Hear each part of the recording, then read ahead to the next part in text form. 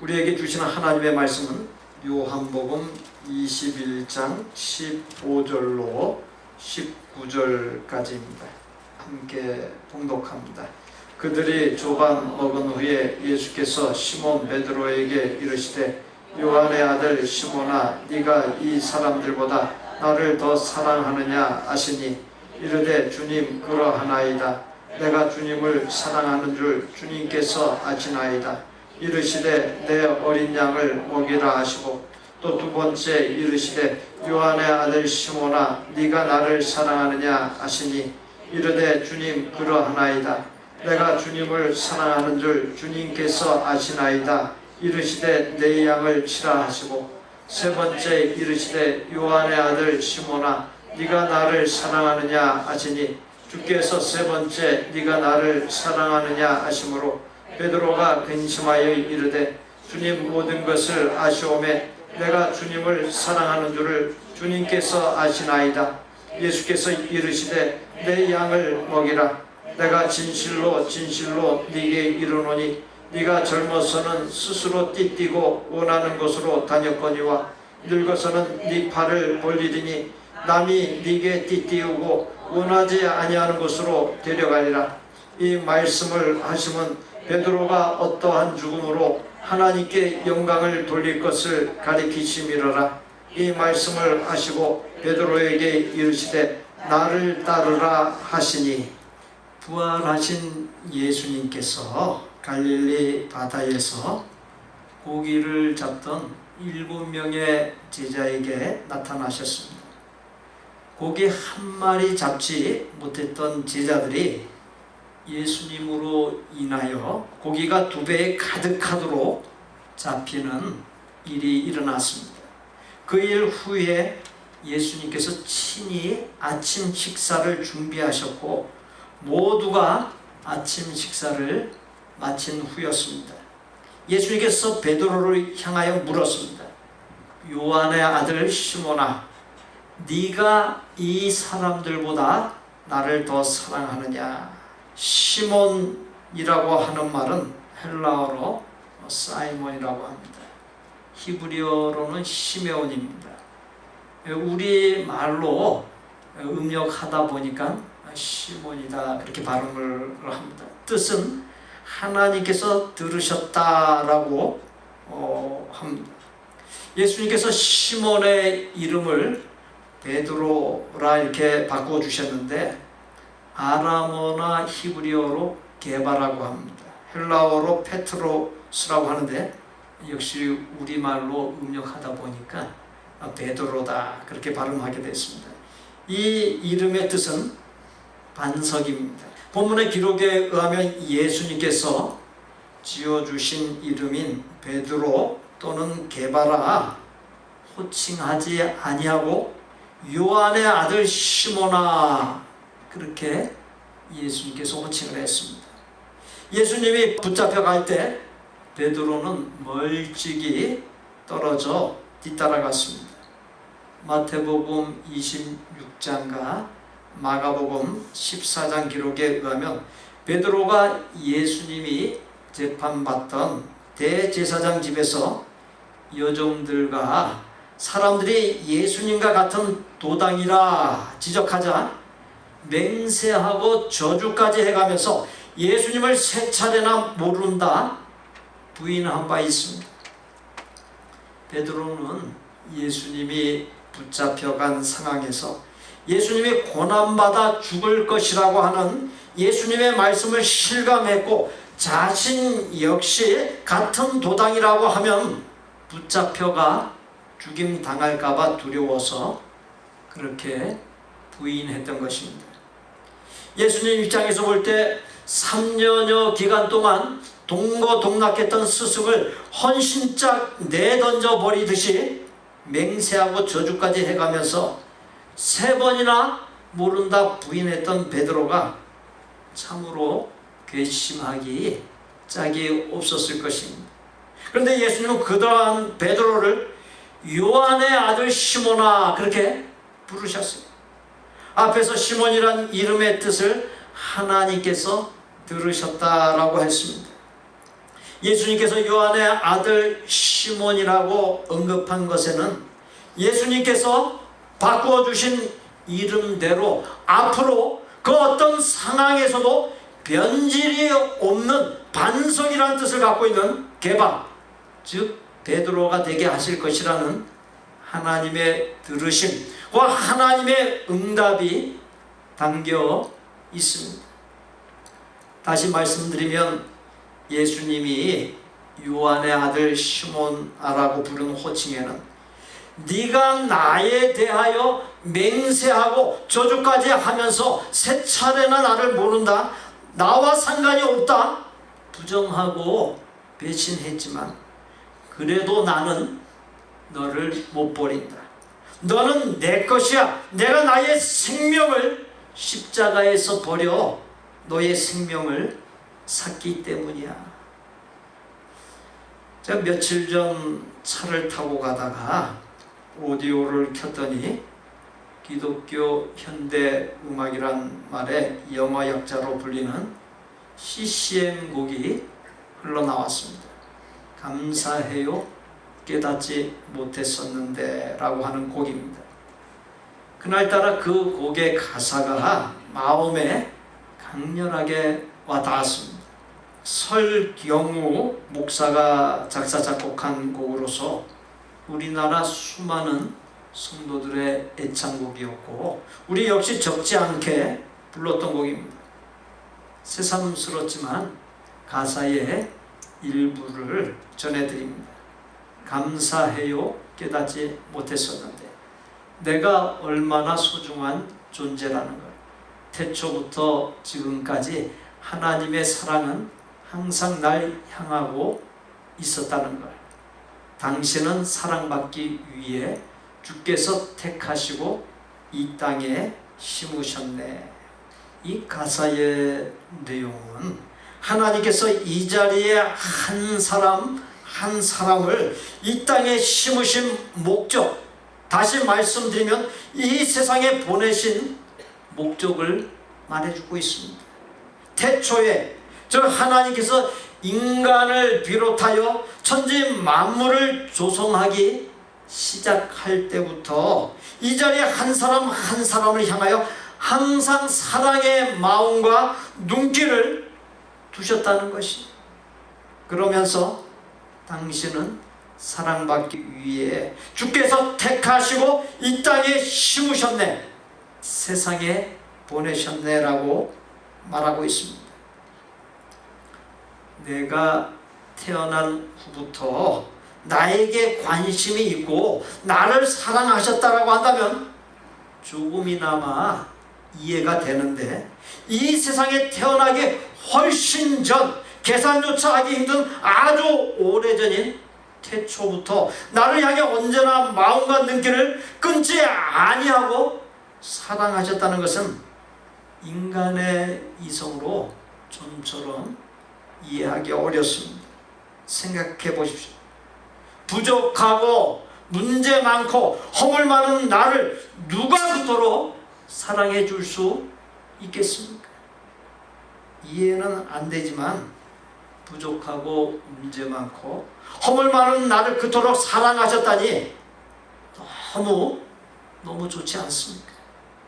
어쨌든 감사해요 깨닫지 못했었는데 라고 하는 곡은 하나님께서 나를 이 세상에 보내신 목적이 첫째, 하나님께로부터든 만나는 모든 사람에게로부터든 사랑받기 위함인 것을 말해주고 있습니다.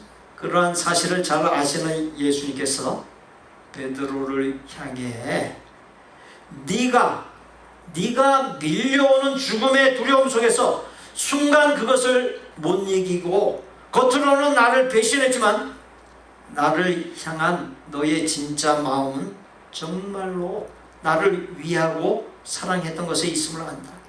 그러니 이미 지나간 과거로 인하여 너무 괴로워하지 마.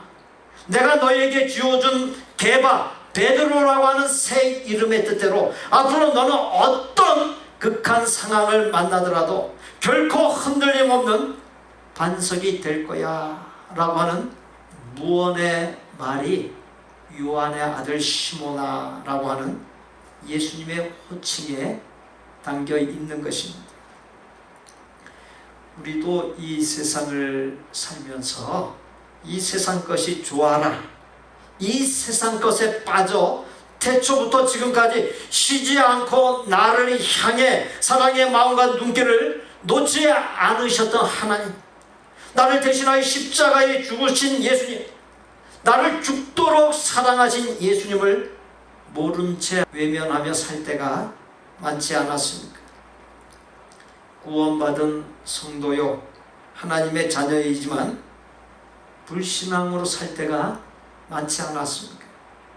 예수님을 맹세하고 저주까지 하면서 부인하고 배신했던 베드로에게 다가와 모든 잘못을 다 덮어주면서 요한의 아들 시모나라고 들려주셨던 예수님께서 지금 이 자리에 나에게도 사랑 넘치는 같은 음성으로 그동안의 잘못 괜찮아 라고 들려주십니다. 그 예수님의 음성에 힘입어 베드로처럼 다시금 견고한 반석 위에 세워지는 은혜가 넘칠 수 있기를 바랍니다. 요한의 아들 시모나, 네가 이 사람들보다 나를 더 사랑하느냐라는 물음에서 이 사람들보다라고 하는 이 말은 함께 있던 제자들, 단순히 세상의 다른 사람들, 배와 고기를 잡는 도구들 등 사람과 물질 모두에 해당됩니다.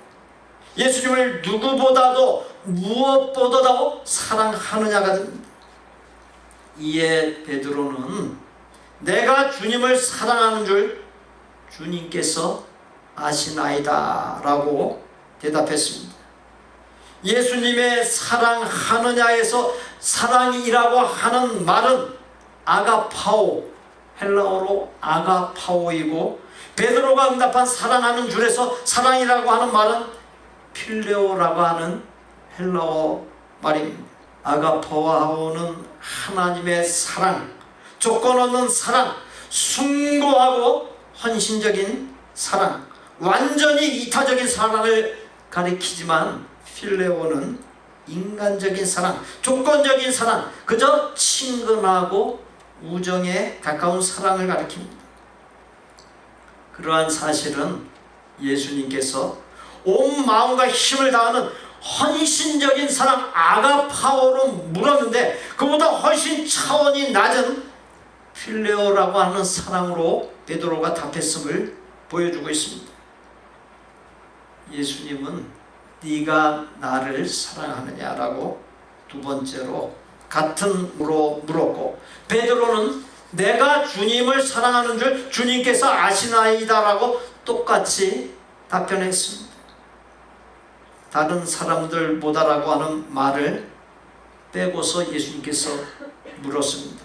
그렇게 물었다는 것은 다른 것을 개입함 없이 베드로와 예수님이 1:1 관계에서 진정으로 사랑하느냐라고 하는 물음인 것을 말해주고 있습니다. 같은 답변이었지만 첫 번째 답변은 그저 형식에 치우친 형식적인 것이었거나 뭔가 많이 부족한 답변이었습니다. 그러나 두 번째 답변은 이 베드로가 좀 더 진지해졌음을 엿볼 수 있습니다. 예수님은 네가 나를 사랑하느냐라고 세 번째 같은 물음으로 물었고, 베드로는 근심하여 주님, 모든 것을 아시오매 내가 주님을 사랑하는 줄을 주님께서 아시나이다 라고 답변했습니다. 예수님은 이 세 번째 물음에서 베드로가 두 번째까지 답변으로 썼던 필레오란 말로 나를 사랑하느냐 그렇게 물으셨습니다. 그래서 베드로가 근심했다 했습니다. 사랑하느냐는 똑같은 물음을 세 번이나 들었기 때문입니다. 베드로는 앞에 두 차례 아시나이다라고 하는 말보다 더 강력한 의미가 깃든 아시나이다라고 하는 단어를 써서 세 번째 물음에 답을 했습니다. 이는 앞으로 어떠한 일이 있더라도 예수님을 부인하지 아니하고 온전하게 사랑할 것이라고 하는 맹세를 담은 고백이라고 할 수 있습니다. 예수님께서 베드로에게 세 차례나 똑같은 물음과 답변을 통해 확인하고자 했던 것은 사랑에 있습니다. 사랑에는 오묘한 능력이 있습니다. 상상할 수 없는 능력과 지혜를 가져다 줍니다. 사랑에는 용서와 화해의 능력, 회복의 능력, 평화의 능력, 그 어떤 문제라도 해결하는 능력이 있습니다. 그래서 예수님은 베드로에게 세 차례에 걸쳐서 똑같은 물음으로 사랑을 물었던 것입니다. 하나님께서 나를 이 세상에 보내신 것은 둘째, 예수님을 진정으로 사랑하게 하기 위함입니다. 세 번의 물음을 통해 예수님에 대한 사랑을 확인한 후에 비로소 내 양을 먹이라 치라 말씀했습니다. 예수님의 세 번의 같은 물음, 베드로의 고백에 대한 세 번의 같은 답변에는 베드로가 예수님을 세 번이나 부인함으로써 실추된 명예를 회복하고 교회에서의 지도권을 위임해 주어 실패를 회복하게 하는 의미가 담겨 있습니다. 일본 출신의 역사학자이자 소설가인 시오노 나나미는 로마가 강한 나라가 된 이유가 싸움에 패하였던 장수를 절대로 처벌하지 아니하고 다음에 자신의 실수를 만회하는 기회를 준 것에 있다라고 분석을 했습니다.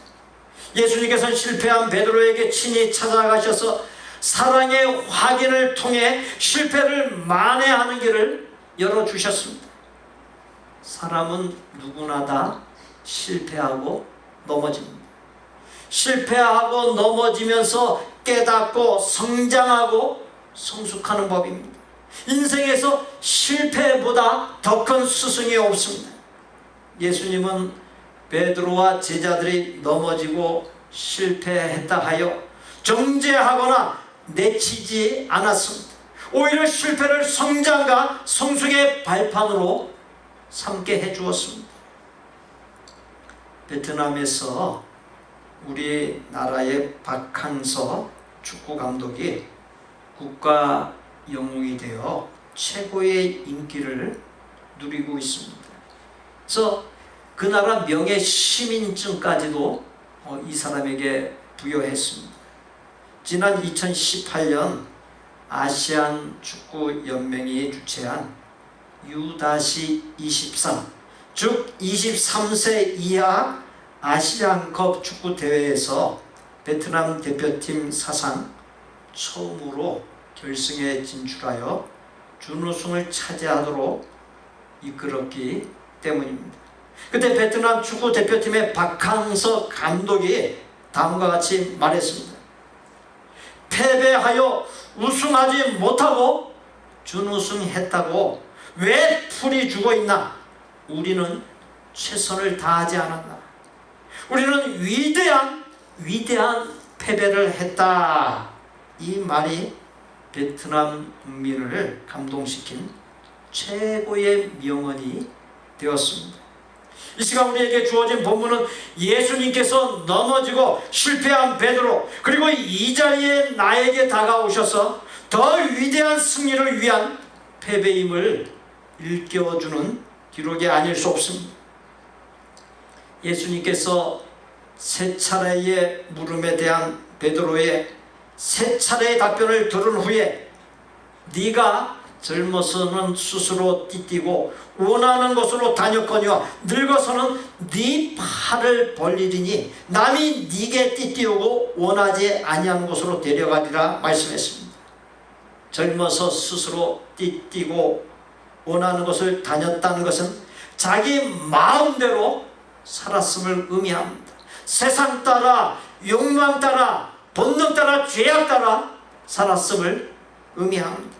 반면 남이 네게 띠띠운다는 것은 예수님을 만나 마음대로 살던 삶을 종지부 찍고 예수님을 따라 산다라고 하는 의미가 담겨 있습니다.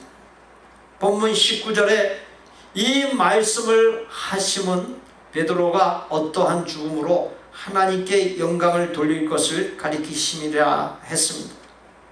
이 말씀이란 앞에 18절 말씀을 가리키며 베드로가 순교할 것임을 가리킵니다. 자기 마음대로 사는 것이 아닌 하나님과 성령님의 이끄심을 따라 살고 예수님의 발자취를 따라 사는 것과 최종적으로 복음을 전파하기 위한 순교자가 되는 것입니다. 베드로에게 있어서 띠띠움은 예수님께서 실패한 베드로를 다시 일으켜 세워주시는 기회입니다.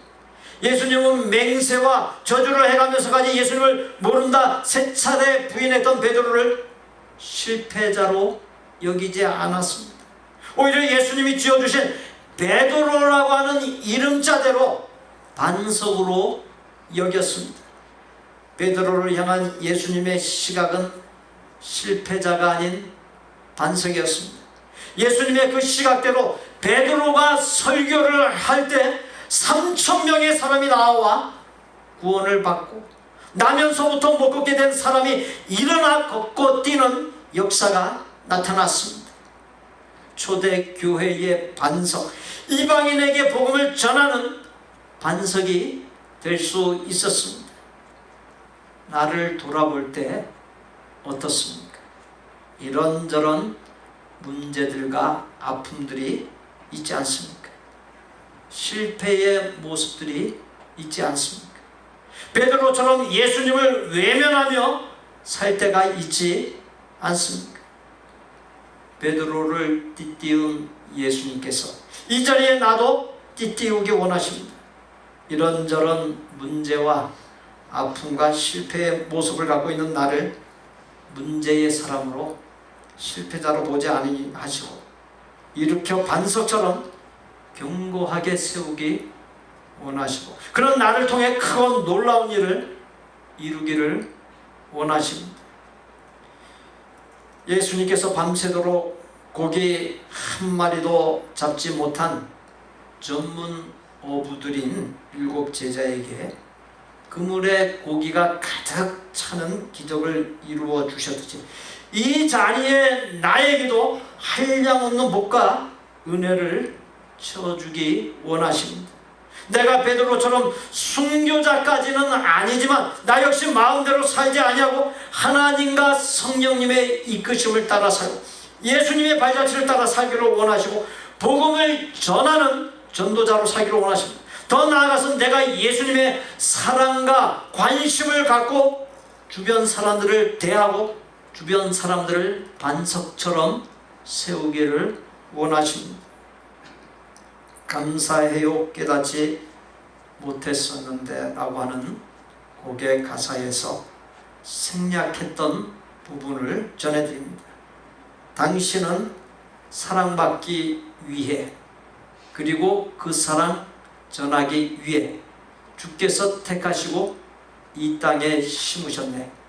또 하나의 열매를 바라시며 하나님께서 나를 이 세상에 보내신 목적은 셋째 하나님께 받은 사랑 그리고 사람들에게 받은 사랑을 전하기 위함입니다. 그리하여 사랑의 열매 또 하나의 열매를 지속하여서 맺기를 원하기 때문에 나를 이 세상에 보내셨습니다. 혹 내 삶에 어느 순간 실패했다고 느껴질 때가 있지 않으십니까? 내가 예수님 앞에 죄인처럼 느껴질 때가 있지 않으십니까? 그러나 주님은 그런 나를 정죄하여 내치지 않으십니다. 긍휼의 눈길과 사랑의 눈길로 바라보시면서 다시금 회복하여 일어나라 말씀하십니다. 그리고 받은 사랑을 전하며 또 하나의 열매를 맺도록 나를 띠띠워 주십니다. 사랑하는 성도 여러분, 예수님이 띠띠운 사랑, 주 안에 사람이 되어 이 세상에 보냄받은 목적을 이루는 최고로 복된 생이 되시기를 예수님의 이름으로 축복합니다. 우리 구주 예수 그리스도의 은혜와 아버지 하나님의 거룩하고 완전한 사랑과 성령님의 교통 내주 역사하심이 사랑받기 위해 태어난 존귀한 존재임을 잊지 아니하고 참되게 사랑하고 사랑받는 존귀한 삶을 살고 또 하나의 열매를 지속적으로 맺기로 소원하고 작정하는 아름다운 마음의 성도들과 그 가족과 생업과 학업과 대인관계와 미래 위에 우리 복된 교회 신앙 공동체 위에 우리가 사랑을 나누는 곳들과 사역자들 위에 이제로부터 영원토록 함께 계실지어다. 아멘.